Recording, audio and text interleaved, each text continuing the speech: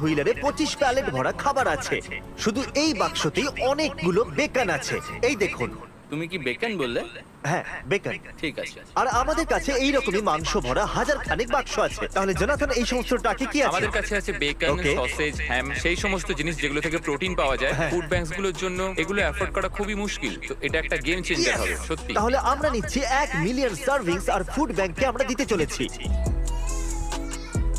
আমরা পৌঁছে গেছি ফুড ব্যাংক অফ অ্যালবামারলে। এটা আমাদের প্রথম স্টপ, আর এখানে আমরা নামাবো 1,75,000 লোকেদের খাবার। এই প্রথম ট্রাকটা মাংস দিয়ে ভরা আছে। এর ভেতরে থাকা সমস্ত জিনিস আমরা এখানে নামাবো।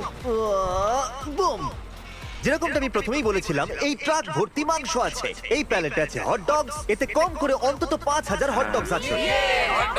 চলো 5,000 উইনার্স কে ফ্রিজে রাখো। ঠিক আছে। যেরকমটা আপনারা দেখছেন, এই সমস্ত ফ্রিজারগুলো খালি আছে। যখন আমরা আনলোড করব, এই ফ্রিজারগুলো ভরে যাবে।